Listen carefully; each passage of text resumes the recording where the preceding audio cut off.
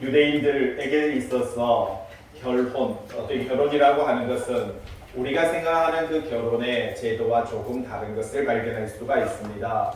유대인들은 먼저 약혼을 합니다. 그리고 약혼을 하고 1년이 지나면 그 신랑이 집으로 가서 1년 동안 바로 이 아내와 살 거처를 마련하게 되는 것을 볼 수가 있는 것이지요. 그렇게 해서 집을 다 거처를 만들면은 이 남편 되는 사람은 그 아내, 약혼한 사람을 찾아오게 되는 것을 볼 수가 있는 것입니다.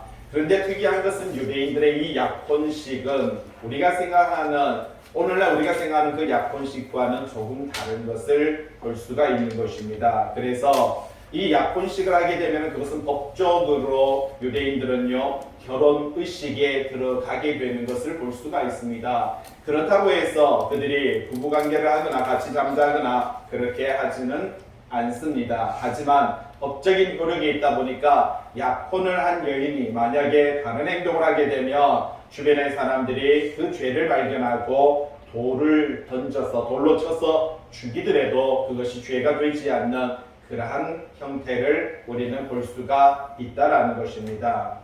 오늘 우리는요, 여러분들이 요한복음 14장 1절 말씀 보시기 바랍니다. 주님께서는 이 14장을 통해서 우리에게 말합니다. 너희는 마음에 근심하지 말라. 하나님을 믿으니 또 나를 믿으라 라고 이렇게 말을 하면서 2절에 보니까 내 아버지 집에 거할 곳이 많도다. 그렇지 않으면 너희에게 이르렀으리라. 내가 너희를 위하여 거처를 예비하러 가노라.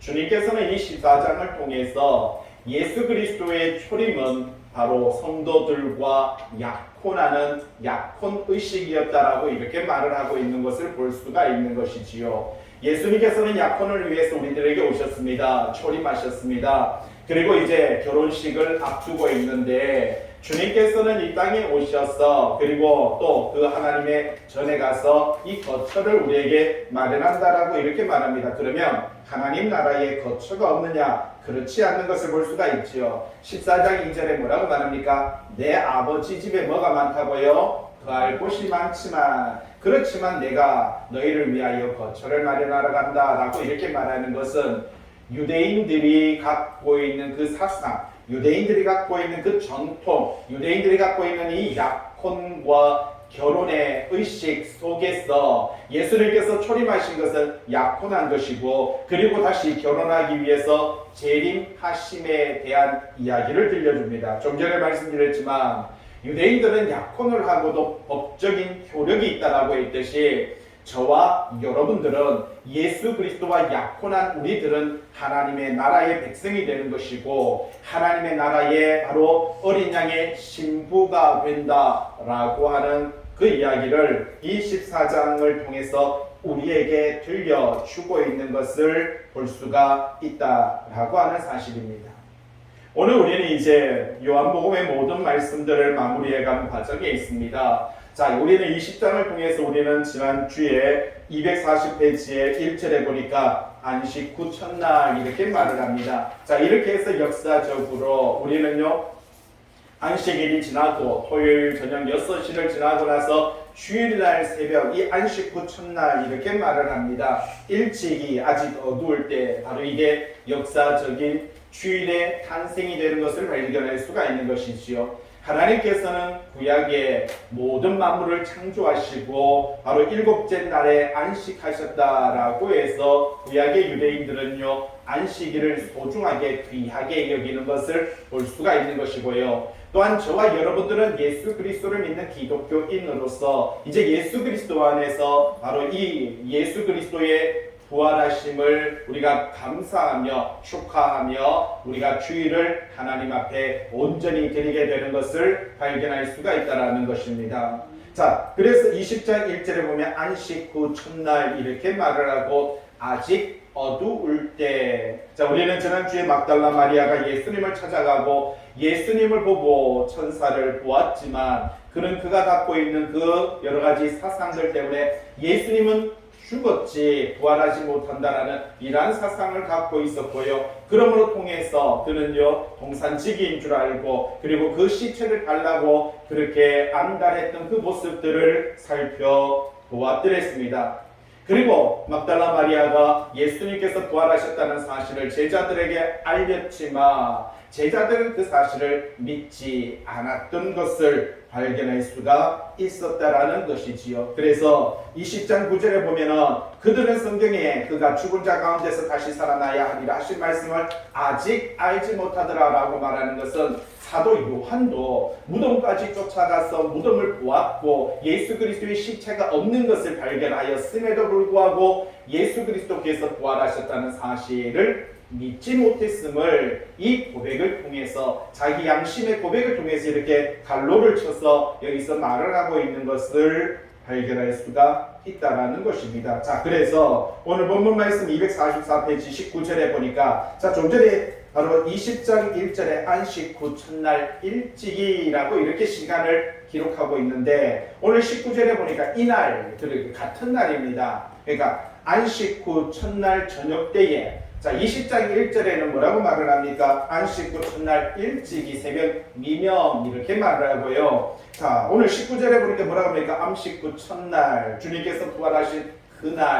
그날 저녁 때에라고 그렇게 말을 하고 있는 것을 발견할 수가 있는 것이지요. 이제 제자들은요 뿔뿔이 흩어졌지만 이제 그들은 한 자리로 모이기 시작했습니다. 이렇게 제자들이 두려워서 유대인들을 바로 사내들인 공의회에 그 대제사장들과 바리새인들과 서기관 그들을 두려워서 그들은 한 곳에 모여 있었던 이러한 모습들을 이 말씀 속에서 발견할 수가 있다라는 것이지요. 그리고 그 가운데 문들은 닫혔더라라고 이렇게 말을 하고 있습니다. 자, 분명히 지금 어떻게 보면 사내들인 공의회에서 예수님을 십자가에 못 박고 예수 그리스도의 그 제자들이 예수님의 시체를 훔쳐갔다라고 이러한 유언비어를 바로 발표했던 사람들이 바로 이 대제사장이었고요. 그들을 추종하는 사람들이었다 보니까 이들이 예수님을 따라가는 이 제자들을 잡기 위해서 혈안이 되었던 것을 볼 수가 있는 것입니다. 그래서 제자들은요 언제 들어닥칠지 모르는 이 공포 속에서 한 집에 한 공간에 모였고 그리고 그 가운데 문을 잠그고는요 한쪽에 모여 있었던 이들의 모습들을 발견할 수가 있는 것이죠. 그런데 바로 19절에 보니까 뭐라고 하는가? 예수께서 오사. 자, 지금 문은 닫혔다라고 이렇게 말을 하고 있습니다. 자, 문은 잠겼다라고 이렇게 말합니다. 그런데 예수님께서 문을 열고 오는 것이 아니라 지금 예수님께서는요 분명히 잠겨있는 그 공간 속으로 주님이 들어오고 있는 이러한 모습들을 이 말씀 속에서 발견할 수가 있다라고 하는 사실입니다. 오늘 여러분 이것은요 예수 그리스도의 육체의 부활하심 그리고 그분의 그 육체가 영적으로 변화되심에 대한 이야기를 우리에게 들려주고 있는 것이고 이 영적인 몸을 입으신 이 신적인 존재로서 예수님은 시간과 공간을 초월해서 이 모든 사역들을 이루시는 것을 발견할 수가 있다라는 사실입니다. 누가복음의 말씀을 통해서 또 그리고 마가복음의 말씀을 통해서 사탄이 예수님을 시험할 때에 갑자기 그 말씀은 이렇게 말을 합니다. 사탄이 순식간에 천하 만국을 보여라고 이렇게 말을 합니다. 여러분 상상 한번 해보시기 바랍니다. 순식간에 슈퍼맨이 아니라면 이 지구의 모든 모습들을 순식간에 천하 만국을 볼 수 있는 공간은 없습니다. 아무리 높은 산 에베레스트나 K2나 이렇게 높은 산에 올라갈더라도 전 지구의 모습을 다 볼 수 있는 공간은 없습니다. 그런데 성경에는 뭐라고 말합니까? 순식간에 천하 만국을 보여라고 이렇게 말을 할 때 바로 어떻게 보면 눈 깜짝할 사이에 지구의 모든 모습을 순식간에 보여주고 있는 이러한 장면들을 우리는 볼 수가 있는 것이지요. 여러분 저와 여러분들은 우리가 하나님의 살아계심과 하나님의 역사하심 안에서 하나님의 존재에 대해서 우리는요 새롭게 인식하고 새롭게 생각해야 되는 것입니다. 그러나 오늘 주님께서는 이 땅에 오셨고요 말씀이 육신되어 우리 가운데 오셨고 그 육신 되신 그 말씀은요 예수 그리스도는 직접 십자가를 지시고 그렇게 죽으셨던 사건을 발견할 수가 있습니다. 그리고 죽으셨던 그 육체 그대로 부활하시고 그러나 부활하신 그 육체가 그대로 존재하는 것이 아니라 영적인 존재로 또 신령한 존재로 변화되고 있는 것을 발견할 수가 있다는 사실입니다. 자, 그러면 영적인 존재가 되고 신령한 존재가 되었으니까, 이러한 영적인 몸이 되었으니까 이제는 완전히 다른 몸이 됐네요 라고 말할 수 있지만, 20절에 보니까 뭐라고 말을 합니까? 손과 옆구리를 보이시니 라고 이렇게 말합니다. 여러분, 왜 손과 옆구리를 보이고 있습니까? 손에 뭐가 있다는 겁니까? 못자국이 있고, 옆구리는 뭐가 있다는 거예요? 장자국. 자, 잘 보세요. 예수님은 지금 육체 그대로 바로 부활하셨는데, 이 존재가 신적이고 영적인 존재로 변화되었는데, 그럼에도 불구하고 뭘 갖고 있다고요? 못자국과 창자국을 가지고 있는 것은 우리에게 무엇을 말해주고 있습니까? 상징적인 의미 속에서 그분의 모습을 그대로 전달시키고 있는, 이 모든 모습이 육신과의 연속성을 가지고 있는 이런 모습을 발견할 수가 있다라고 하는 사실입니다. 성경 속에서 보면 이 육체를 가지고 하나님 앞에 올라갔던 영혼들이 있어, 바로 육체들이 있었던 것을 볼 수가 있습니다. 노아의 홍수 이전에 에녹이라고 하는 사람은 하나님과 300년 동안 동행하다가 그가 육체를 가지고 하나님 앞에 들림받는 모습을 볼 수가 있는 것이고, 또 하나님의 선지자였던 엘리야는 바로 거기서 회오리 바람을 통해서 그 육체를 가지고 그대로 하나님 앞에 들림받는 모습을 발견할 수가 있다는 겁니다. 그런데 예수님의 제자들 베드로와 야고보와 요한이 예수님의 그 변화산에서, 우리는 변화산이라고 이렇게 말합니다. 예수님의 육체가 아닌 뭔가 다른 모습으로 변화되는 그 변화산에서, 그곳에서 누구를 발견합니까? 엘리야를 발견하고 모세를 보게 되는 것을 볼 수가 있는 것이지요. 그런데 보는 순간에 제자들은요, 단 한 번도 보지 못했던 엘리야를 엘리야인 줄 알았고, 단 한 번도 보지 못했던 모세를 모세인 줄 알았던 이 지식, 이것이 바로 저와 여러분들이 하늘나라에 갔을 때의 그 지식이 동일하게 작용하게 되는 겁니다. 우리가 천국에 가면 우리가 만나는 사람이 베드로인지, 우리가 만나는 사람이 엘리야인지, 우리가 만나는 사람이 아브라함인지 우리는요, 보는 순간에 쉽게 인식하고 인지하게 된다는 사실입니다. 그리고 딱 보는 순간에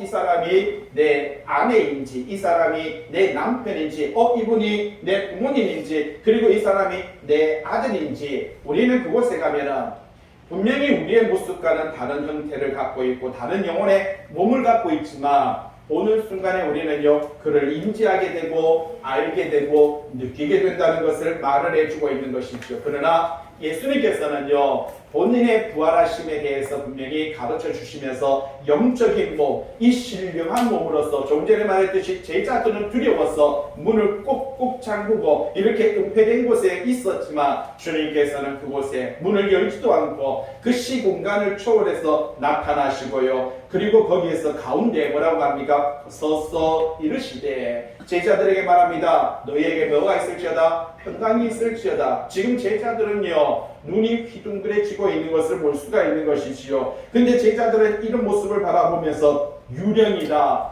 귀신이다라고 하면서, 바로 다른 복음서에서는 예수님의 모습을 보면서 그들은 놀래고 있었고, 그들은 그렇게 너무 화들짝 놀라면서 예수님의 출몰하는 이 모습을 가리켜서 유령이라고까지 생각했던 이 제자들의 모습을 볼 수가 있는 것이지요. 다른 복음서에 보니까 예수님께서는 그들에게 떡을 달라고 하고 고기를 달라고 하면서 제자들의 앞에서 그것을 먹는 모습까지도 보여줍니다. 왜요?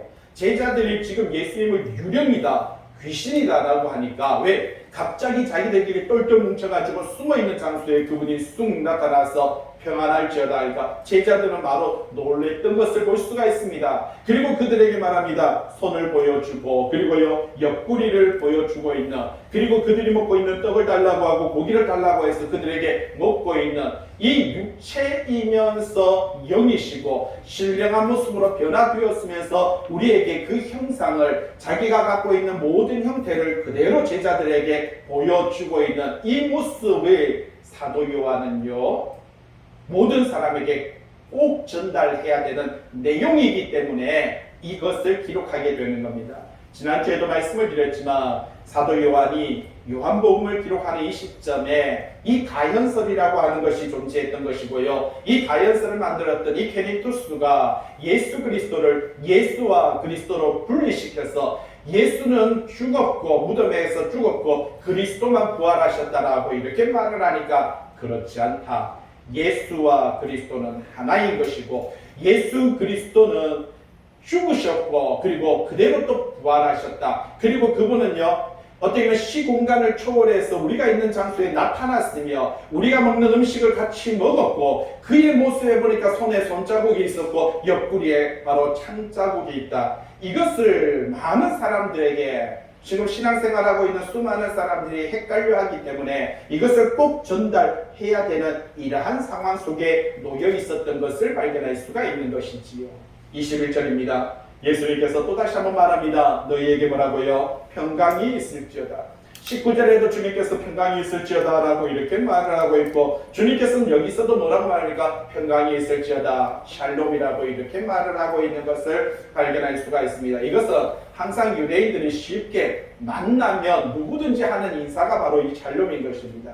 항상 평강을 기원하고요. 하나님의 평화, 하나님의 은혜가 삶 속에 깃들기를 소망하는 것이 바로 이 평강이었던 것을 볼 수가 있고 샬롬이었던 것을 발견할 수가 있다는 것이지요. 아버지께서 나를 보내신 것 같이 나도 너희를 보내노라 라고 이렇게 말을 하고 있습니다. 여러분 예수 그리스도는 아버지께서 보내셨다. 말씀이 육신되어서 이곳에 오셨다라고 그렇게 말을 하고 있습니다. 그랬듯이 예수님은요 제자들에게 말합니다. 나도 너희를 뭐 한다고요? 보내노라 라고 이렇게 말을 하고 있습니다. 여러분 이렇게 보내심을 받은 자가 바로 사도라고 이렇게 말하고 선지자라고 그렇게 말을 합니다. 우리는요 실로암이라고 하는 뜻이 바로 보내심을 받았다라고 하는 이런 의미를 가지고 있는 것을 볼 수가 있는 것이고 그 가운데서 눈이 멀었던 사람이 그것을 시스템으로 통해서 밝은 눈을 보았던 것을 볼 수가 있는 것이지요. 오늘도 마찬가지입니다. 오늘도 하나님께서 보내심을 받은 자로부터 바로 이 복음의 말씀을 듣고 우리가 그 복음의 말씀을 믿음으로 말미암아 하나님의 영생을 소유하게 되고 하나님의 백성 자녀가 되어 우리의 영적인 눈이 열려 하나님을 볼 수 있는 것이고 하나님의 발걸음을 따라갈 수가 있는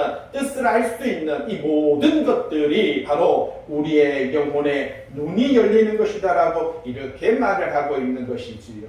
22절 말씀에 뭐라고 말합니까? 이 말씀을 하시고 그들을 향하여 뭐라고요? 숨을 내쉬며 이르시되 성령을 받으라. 여러분 이 장면 뭔가 어디서 본 것 같지 않습니까?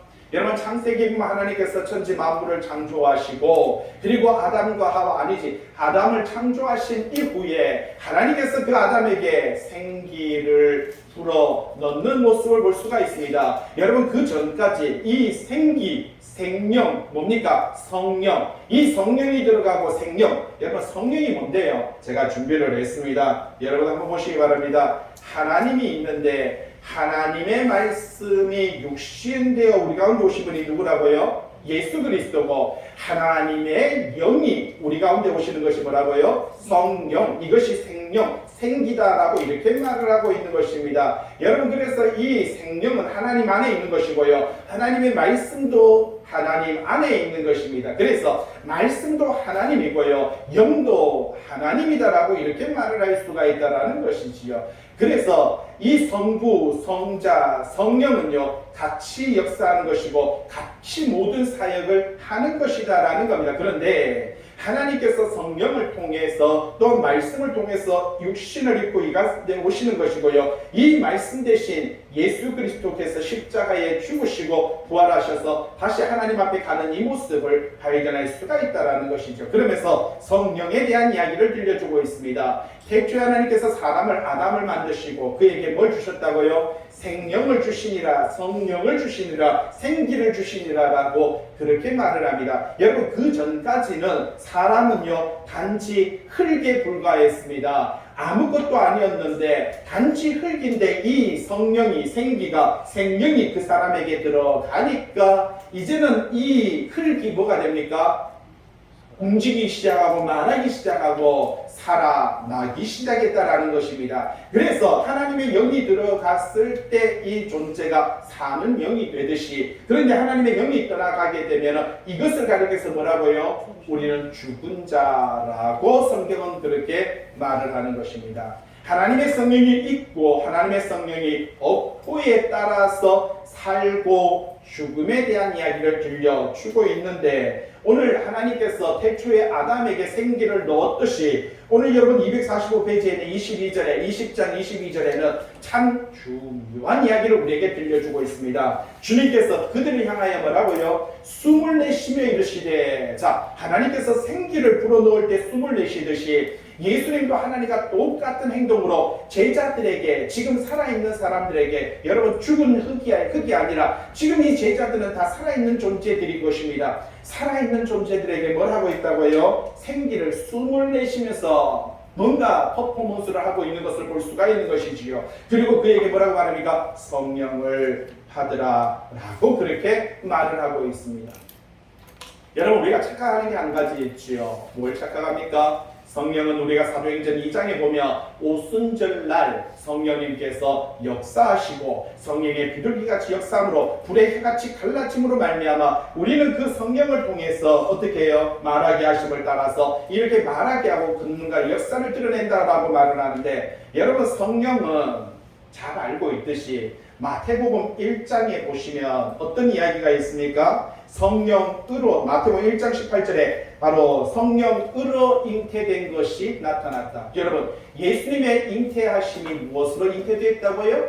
성령으로 잉태되었다라고 그렇게 말을 하고 있는 것을 발견할 수가 있다라는 사실입니다. 그리고 마태복음 3장에 보면 예수님께서 세례 요한에게 세례를 받을 때 하늘로부터 성령이 비둘기 같이 내려와서 그 위에 임했자. 지금 성령에 대한 이야기를 하는데, 여러분 성령은요, 요한복음 우리가 16장 17장을 통해서 내가 올라가야 보혜사 성령을 준다라고 이렇게 말을 하니까 예수님이 가셔야 성령이 역사하시는 줄 아는데, 성령의 역사, 하나님의 역사는 예수님의 오시고 가심과 상관없이 성령은 역사하시는 줄로 믿습니다.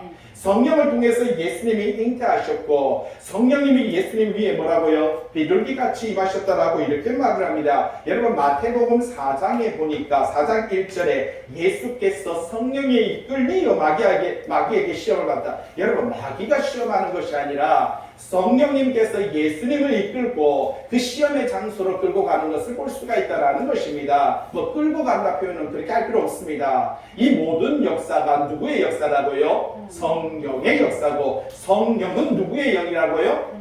하나님의 영이니까. 그러니까 예수 그리스도를 잉태케 하는 분도 누구라고요? 하나님이시고, 예수 그리스도에게 영으로 임하게 하셔서 하나님의 능력을 나타내시는 분도 하나님이시고, 하나님께서 마귀에게 시험을 받게 하시는 분도 누구라고요? 하나님이다라고 하는 사실을 우리에게 이 성경은 전달하고 있는 것을 발견할 수가 있습니다. 그런데 우리는 너무 자꾸 이 성령을 어떻게 합니까? 그냥 오순절날만 임하는 성령으로 이렇게 우리는 몰아붙이고 그렇게 생각해 버릴 때가 얼마나 많이 있느냐라는 사실이지요. 오늘 저와 여러분들은 이 성령을 통해서 빛이신 주님을 발견하게 되는 것이고 주님을 바로 만나게 된다는 사실입니다. 여러분들이 잘 알고 있듯이 요한복음 3장 5절에 보니까 사람이 물과 성령으로 나지 아니하며 이렇게 말을 합니다. 예수님께서 오늘 요한복음 3장에도 분명히 사람이 물과 성령으로 나지 아니하면 하나님의 나라에 들어갈 수 없다라고 그렇게 말을 하고 있는 것을 볼 수가 있는 것이지요. 여러분 저와 여러분들이 예수 그리스도를 믿을 수 있고 이 말씀 앞에 설 수 있는 이 모든 은혜가 바로 무엇으로요? 성령으로 주어지는 것이고 그러므로 말미암아 믿음이 생기는 것이고 그 믿음 안에서 우리는요 영생을 얻게 된다라고 성경은 우리에게 그렇게 말을 하고 있다라는 사실입니다. 여러분 온전히 바로 7장 30 요한복음 7장 39절에 뭐라고 말합니까? 믿는 자들이 받을 성령을 가리켜서 말씀하십니다. 자, 잘 보세요. 여러분 성경에 있으면 7장 39절을 한번 보세요. 뭐라고 말합니까? 이는 그를 믿는 자들이 받을 성령을 가리켜 말씀하신 것이라 이렇게 말을 하는데 중요한 거는요 7장 39절이 상당히 중요합니다. 문맥을 보시면 나를 믿는 자는 성경의 이름과 같이 그 배에서 뭐라고요? 생수의 강이 흘러나오리라. 여러분 생수의 강, 생명의 강, 생명의 물 뭡니까? 이 물과 성령으로 거듭나야 된다라고 말했는데 그 물은 뭡니까? 말씀인 것이지요. 이 말씀과 성령으로만이 우리가 뭐라고요? 예수 그리스도를 믿을 수 있는 것이고 그 안에서 영생을 얻을 수 있는 것이고 그 안에서 거듭날 수 있는 것이다 라고 그렇게 말을 하고 있는 것을 볼 수가 있는 것이지요. 그리고 8장 32절에 뭐라고 말을 하고 있습니까? 진리를 알지니 진리가 너희를 뭐라고요? 자유하게. 진리가 뭡니까? 내가 곧 길이요 진리요 생명이라고 말할 때 이 진리는요 말씀인 것이고요. 그리고 16장에 보면 뭐라고 말을 하고 있습니까? 진리의 성령이라고 14장 한번 보세요. 여러분 가지고 있는 성경책 14장 17절 그는 뭐라고요? 진리의 영이라. 16절에 보니까 보혜사 성령에 대한 이야기를 우리에게 들려주고 있는 것을 볼 수가 있는 것이지요. 14장 26절에 보니까 보혜사 아버지께서 내 이름으로 보내신 성령 그가 너에게 모든 것을 가르치고 생각나게 할 것이다 라고 이렇게 말합니다. 여러분 15장 26절에 뭐라고 말하니까 내가 아버지께로부터 너희에게 보내는 보혜사 그 아버지께서 나오는 그 진리의 성령 여러분 계속해서 성령을 가리켜서 진리다라고 말합니다. 여러분 예수님이 뭐라고요? 나는 길이다 진리다 생명이라 말했는데 성령도 뭐라고요? 진리다. 여러분 요한복음 진리의 말씀이라고 이렇게 말합니다. 여러분 말씀이 진리이고 진리가 예수고 예수가 성령이고요 성령님이 하나님이다 라고 우리에게 말을 하고 있는 것을 발견할 수가 있다는 것입니다. 16장 7절에 보세요. 내가 떠나가지 아니하면 보혜사가 너희에게로 오시지 아니할 것이다. 자, 성령은 누구에게 오셨습니까? 지금 성령님은요 예수님 안에 계시고 예수님과 함께 하시며 예수님 역사하시는 그 역사하신 안에서 역사하고 있는데 이제는 그 성령이 내한테 오는 것이 아니라 내가 올라가서 그 성령이 누구에게 간다고요? 너희들에게 갈 것이다 라고 그렇게 말을 하고 있습니다. 그가 오면 가르쳐주는데 뭐에 대해서? 죄를 가르쳐주고 의에 대해서 가르쳐주고 그리고 심판에 대해서 가르쳐줄 것이다. 여러분 무엇이 죄인지 무엇이 의인지 우리는요 처음 사람 아담에게 하나님께서 선이 무엇인지 악이 무엇인지 바로 이 죄가 무엇인지 의롭게 사는 것이 무엇인지 가르쳐 주셨듯이 성령님께서 오늘 저와 여러분의 삶의 현장 속에 죄가 무엇인지 의가 무엇인지 우리를 가르쳐 주시고 깨닫게 한다라고 이렇게 말을 합니다. 요한복음 16장 13절에 진리의 성령이 오시면 그 성령이 오시면 그가 너희를 진리 가운데로 인도할 것이다 라고 그렇게 말을 하고 있는 것을 볼 수가 있는 것이죠. 끊임없이 진리 17장 17절 보세요. 17장은요 특별히 예수님께서 백성들을 위해서 성도들을 위해서 기도하는 모습입니다. 여러분 예수님께서 성도들을 위해서 뭐라고 기도합니까? 17장 17절 그들을 성도들을 예수님께서 간절히 기도합니다. 뭘로요? 진리로. 그렇죠. 말씀으로 진리로 말씀으로 어떻게 해달라고요? 거룩하게. 여러분 우리가 거룩해질 수 있는 유일한 방법은 말씀밖에 없는 줄로 믿습니다. 우리가 말씀 안에서만 내가 거룩하니 너희도 거룩하라 하니까 거룩의 모양만 갖추려고 합니다. 거룩의 양복만 입으려고 합니다. 거룩의 가운만 입으려고 합니다. 그래서 목사 가운도 안 되니까 박사 가운까지 입어야 박사 가운 입어야 최소한 그래도 나는 박사인데 그게 어떻게 거룩입니까? 말씀 없는 거룩은요 거룩이라 말할 수 없습니다. 여기 보세요. 진리로 뭐라고요? 거룩하게 하옵소서. 그 다음에 계속 읽어보세요. 아버지의 말씀은 뭐라고요? 진리입니다. 그렇습니다. 말씀이 진리죠. 하나님의 말씀이 진리입니다. 말씀이 없는 껍데기는요 아무짝에 필요 없습니다. 다 지옥 갈 존재입니다. 말씀이 없는 거는 뭐예요? 어디에 쓰겠습니까? 19절 말씀 보세요. 17장 뭐라고 하니까 그들도 진리로 거룩함을 얻게 하려 하느니라. 자, 내가 나를 거룩하게 하오니 그들도 진리로. 자, 주님께서는요 성도들을 진리로 말씀으로 많이 거룩해질 수 있도록 그렇게 인도해 달라고 하나님 앞에 간절히 기도하고 있는 모습을 볼 수가 있습니다. 오늘 저와 여러분들이 이 땅의 삶을 살아가는 날들 하나님의 백성으로 살아가는 날들 온전히 우리가 진리로 거룩함을 받는 하나님의 사람이 되어야 된다는 이 사실을 잊지 말아야 된다는 사실이죠. 주님께서는 뭐라고 말을 합니까? 오늘 말씀 245페이지에 22절에 자, 이 말씀을 하시고 그들에게 뭘 받으라고요? 성령을 받으라. 이렇게 말을 하고 있습니다. 23절이죠. 너희가 누구의 죄든지 사하면 사해질 것이고 누구의 죄든지 그대로 두면 그대로 있으리라. 여러분, 우리는 이것은 주기도문의 내용과 똑같은 것을 발견할 수가 있는 것입니다. 여러분, 그만큼 복음 있는 자, 말씀 있는 자, 하나님의 백성으로 살아가는 자들이 말씀 안에, 예수 그리스도의 복음 안에 살아가는 것이 참 중요하고, 그리고 그 복음을 증거했을 때 그 복음의 아멘으로 화답하며 이 말씀 앞에 서는 것만이 우리가 유일하게 거룩해질 수 있는 방법인데, 중요한 것은요, 말씀을 영접하지 아니고 말씀을 받아들이지 아니고 말씀을 아멘으로 받아들이지 않는 그것이 뭐라고 말합니까? 죄다라고 그렇게 이야기하고 있습니다. 24절 12제자 중에 하나 도마가 예수께서 오셨을 때에 함께 있지 아니한지라. 자, 25절에 보세요. 자, 지금 여기 있으면 도마는요, 성격이 보면 우리는요, 의심하는 도마 이렇게 말을 하는데, 자, 거기 보세요. 24절 두 번째 줄에 보시면 오른쪽에 도마가 했던 말이 있죠. 우리도 주와 함께 죽으러 가자.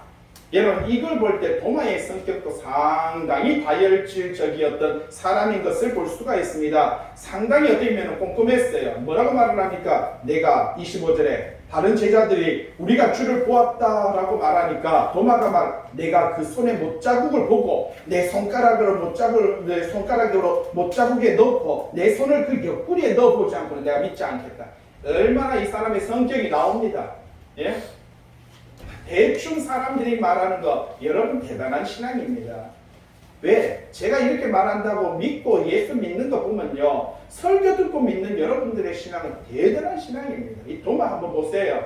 최소한 내가 손가락으로 못자국 찔러보고 내가 손으로 바로 그 창자국에 손을 넣어보기 전에는 뭐라고요? 믿지 않겠다라고 이렇게 말을 하고 있는 것을 볼 수가 있다는 사실이지요. 그런데 26절에 보세요. 여드레를 지나서 제자들이 다시 8일이 지났다라고 이렇게 말하죠. 도마도 함께 있더라. 자, 우리는 착각하는 게 한 가지 있습니다. 여기서 24절과 25절을 근거하다 보니까 다른 제자들은 예수님을 믿었고 도마는 뭐라고요? 안 믿었다. 좀 전에 말했죠. 예수님이 죽으시고 제자들이 다 뿔뿔이 뭐라고요? 흩어졌는데 좀 전에 폐쇄된 공간에 제자들이 있었는데 예수님이 나타나니까 뭐라고 했다고요?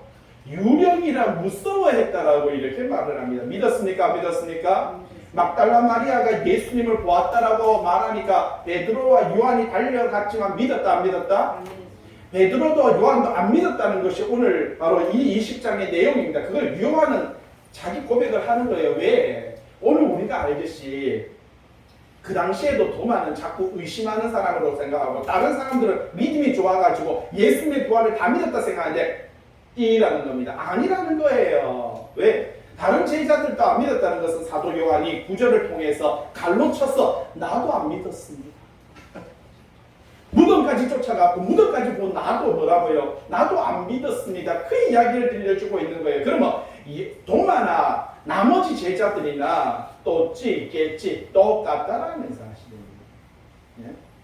우리는 이 성경을 통해서 성경이 우리에게 무엇을 전달하고 있는지, 우리가 갖고 있는 편협적인 생각에서 이 사람 믿음 좋고 저 사람 믿음 좋고 이 사람은 개똥이고 저 사람은 개똥이고 이렇게 가면 안 된다라는 사실입니다. 온전히 믿음 안에 있는 자만이 하나님의 자녀이고 백성이다라는 사실이죠. 26절 다시 그들이 집안에 있을 때 도마도 있었는데 그때도 또 뭐라고요? 8일 동안 이 사람들 얼마나 쫓겨다니는지 문들 또 닫혔어요. 문을 꾹꾹 닫아놨습니다. 그런데 또 예수님이 그들 속에 나타납니다. 똑같은 인사하죠. 너에게 뭐라고요? 평강이 있으죠. 그러더니 도마를 보면서 하는 이야기가 있습니다. 네 손가락을 이리 내밀어서 내 손을 보고 내 손을 내밀어 내 옆구리에 넣어서 보라. 그리하고 믿음 없는 자가 되지 말고 믿는 자가 되라. 여러분 8일 전에 도마가 했던 말을 예수님이 그 자리에 없었음에도 불구하고 그곳에 함께하지 않았음에도 불구하고 도마가 제자들과 하는 소리를 뭐라고요? 들었던 것을 발견할 수가 있는 것이죠. 그 모든, 그러니까 예수님은 시간과 공간을 다 초월해서 우리가 하는 말, 우리가 하는 생각까지도 그분은요 듣고 계시고 알고 계시는 줄로 믿습니다. 지금 이 자리에 우리가 예배드리는 이 모습과 우리가 말하는 모든 행동과 모든 생각들을 그분이 다 뭐라고요? 알고 계신다라고 그렇게 성경은 우리에게 사도 요한은 지금 그걸 우리에게 말하고 싶어 하는 것입니다. 그러니까 28절에 뭐라고 하니까 나의 주님이시여 나의 아니 자기가 제자들 보고 했던 말을 예수님이 없었는데 그걸 예수님께서 보고 말하니까 뭐라고 하니까 나의 주님입니다. 나의 하나님이십니다. 여러분 이 도마가 얼마나 이 성격이 다혈질이고요. 얼마나 급한지 한번 보면 알습니다. 이러고 나서 이때 이 신앙의 고백으로 통해서 이 사람이요 복음을 전합니다. 어디까지 옵니까? 신라까지 옵니다. 배를 타고 오고요. 중국으로 거쳐서 실크로드를 통해서 옵니다. 그래서 바로 가야의 김수로 왕을 만나죠. 그 김수로 왕이 가야가 탄생하는 게 AD 44년입니다. AD 44년 가야가 출발하는 것이 그죠? 그 김수로 왕과 도마 바로 인도에 있는 허황옥이라고 하는 그 여인 공주와 바로 이렇게 중매시켜 가지고 결혼을 하게 되는 이 모습들을 발견할 수가 있는 것이죠. 그래서 가야의 김수로 왕의 무덤에 보면은요 뭐가 있습니까? 물고기와 그리고 이 성만찬하는 찻잔 그죠? 그 성찬식이 할 수 있는 그 그림이 김수로 왕의 그 무덤에 그려져 있는 것을 볼 수가 있고 가야라고 하는 뜻이 바로 물고기라는 뜻이고요. 그것이 바로 익두스라고 하는 그 예수 그리스도 하나님의 아들 메시아라고 하는 이 신앙의 고백문을 가지고 있는 것이고요. 그리고 이 가야를 통해서 이 철기 문화가 바로 보급되는 이 모습을 발견할 수가 있다는 사실입니다. 그 배경이 바로 이 도마가 되는 것을 볼 수가 있는 것이지요. 자, 그런데 29절 보세요. 중요한 이야기를 합니다. 너는 나를 본거로 믿느냐 보지 못하고 믿는 자들이 뭐하다고요? 복되도다. 이 말은 오늘 예수님께서는 보고 믿는 것은 제자들을 가리켜서 말하고요. 보지 못하고 믿는 것은 예수님께서 부활승천하시고 사도들의 복음 전파로 통해서 오늘날 저와 여러분들까지 우리도 다 지금 보지 못하고 믿고 있는 것입니다. 이렇게 보지 못하고 예수님을 믿는 저와 여러분들이 어떻다고요? 복된 사람인 것입니다. 하나님의 말씀 붙들고 예수 그리스도 안에 있는 저와 여러분들이 얼마나 복된 사람인지 바로 도표 하나 만들었습니다. 보고도 믿지 못하는 사람, 자신이 보는 것만 믿는 사람, 보지 않고도 믿는 사람이 있는데 여러분들은 어쨌거나 뭐 이러든 저러든 뭐 보든 보지 않든 믿는 자가 되시기 바랍니다. 믿는 자가 복된 자입니다. 248페이지입니다. 30절이죠. 예수께서 제자들 앞에서 이 책에 기록되지 아니한 다른 표적도 많이 행하니라. 예수님께서 이 땅에 행하신 특히 사도 요한이 증가하고자 했던 것은 밑에 동그라미 이번에 있죠. 바로 까만색으로 1번 물로 포도주를 만드셨고 왕의 신하의 아들을 고치셨고 38년 된 병자를 고치고 5,000명의 군중을 먹였고 바다 위를 걸으시고 남에서부터 소경된 자를 고쳤고 나사로를 살린 것 이것 외에도 많은 표적을 행하셨는데 왜 이 표적이 중요하냐면은 구약의 선지자들을 통해서 예언된 것이기 때문에 이 표적이 중요하다는 것입니다. 구약의 예언이 바로 선지자들에서 예언된 내용을 이루시는 분이 누구라고요? 예수 그리스도고 그분이 오셔서 우리와 뭐 하셨다? 약혼하셨다. 그리고 거처를 마련하기 위해서 가셨다. 믿는 자들은 그 안에 가게 되고 그분과 함께하게 된다. 31절 오직 내가 이것을 기록하는 이유가 뭔지 아느냐? 라고 말하죠. 사도 요한은요 뭐라고요? 너희를 통해서 예수께서 누구라고요? 하나님의 아들 그리스도이심을 어떻게 한다? 믿게 하려 합니다. 익두스라고 이렇게 말하죠. 예수 그리스도가 하나님의 아들이심을 내가 믿습니다 하는 이 신앙의 고백을 위해서 또 너희로 믿고 그 이름을 힘입어서 뭘 얻게요? 영원한 생명을 얻게 하려 함입니다. 온전히 예수 그리스도 안에서 우리 약혼함을 입고 법적인 효력을 하나님의 백성 자녀된 법적인 효력을 갖고 있는 저와 여러분들은 이 땅의 삶을 살아가는 날 동안에 하나님의 말씀을 지켜 행하며 하나님의 뜻을 순종하며 믿음으로 삶을 살아가는 저와 여러분 되시길 주님의 이름으로 부탁을 드립니다. 기도하겠습니다. 사랑의 주님 감사를 드립니다. 우리를 위해서 십자가를 주시고 부활하시고 승천하셔서 오늘 또 성령을 통해서 우리에게 말씀하여 주시고 오늘 이 시간도 우리에게 가르쳐 주시고 생각나게 하신 이 놀라운 은혜를 감사를 드립니다.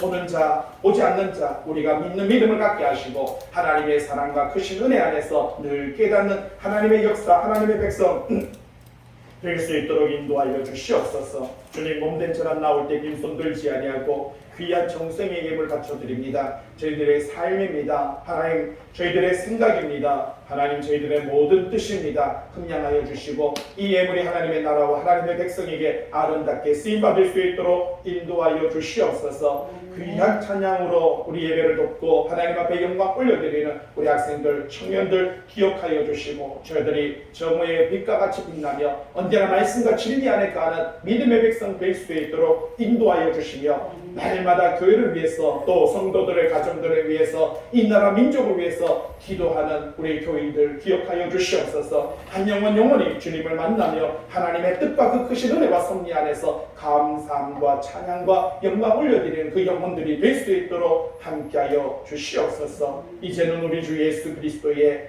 은혜와 하늘아버지의 무한하심이 영원하시고 그 극진하신 그 사랑하심과 성령님의 내주 충만 교통 역사하심이 오늘 주의 복음의 말씀 듣고 주의 성령 안에서 진리의 말씀 붙들고 참 거룩의 삶을 살기를 소망하는 성암교회 모든 성도들 머리 위에 크시고 놀라우신 은혜의 축복이 이제로부터 영원토록 함께 하시기를 간절히 축원하옵나이다. 아멘.